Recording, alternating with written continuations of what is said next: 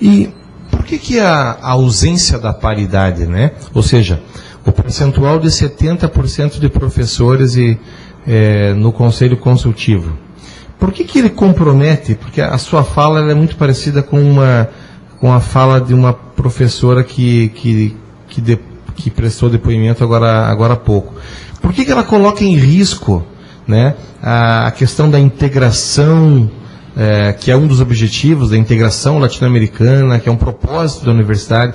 Por que isso coloca em risco o bilinguismo, coloca em risco a interdisciplinariedade? Por que a preponderância de professores no Conselho coloca em risco o projeto UNILA? Não consigo entender ainda. Se pudesse, como aluno, me aclarar, eu ficaria grato. Okay.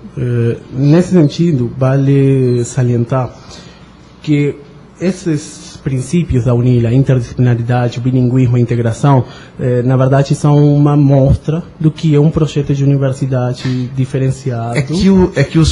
Aqueles que defendem, que são contrários à paridade, e ouvimos dois hoje no início da tarde, eles defendem a mesma coisa, o mesmo projeto UNILA.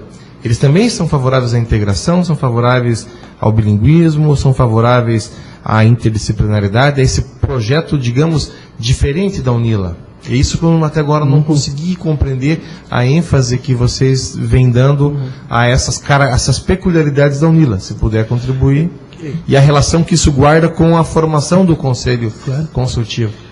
Nesse sentido, é que nós acreditamos que o projeto da UNILA vai além desses três princípios, desses três pilares fundamentais. Eles são uma mostra do que é também um projeto diferenciado. Um projeto, por exemplo, a maioria dos nossos docentes são formados com uma base de ensino disciplinar. E às vezes você pode encontrar uma certa dificuldade natural pelos próprios processos de mudança na questão do fomento do trabalho interdisciplinar.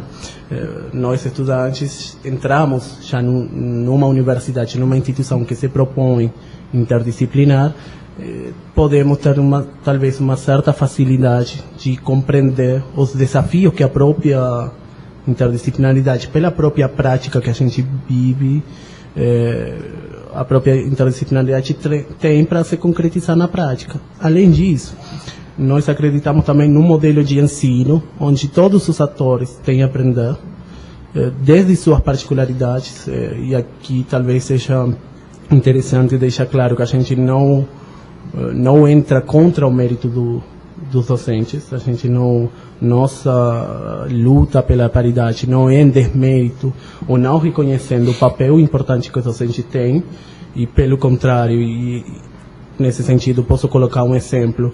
No começo desse ano acabou as bolsas de 11 professores, se eu não estiver errado, 11 professores sêniores, bolsa da CAPES, professores visitantes sêniores, professores com amplo currículo e uma ampla trajetória, e foi a categoria discente no Conselho que propôs à comunidade acadêmica uma moção de reconhecimento à trajetória deles e um agradecimento por parte da instituição do importante que eles foram para a instituição.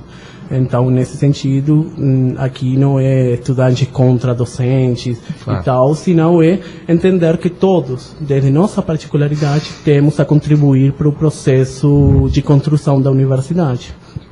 E uma universidade que tenha como princípio a gestão democrática, é um dos princípios garantidos no Estatuto e na lei de criação da UNILA. Nós consideramos que a gestão democrática só é garantida na base do diálogo e do debate, como tem sido até agora, e não em base à imposição de uma categoria sobre as outras.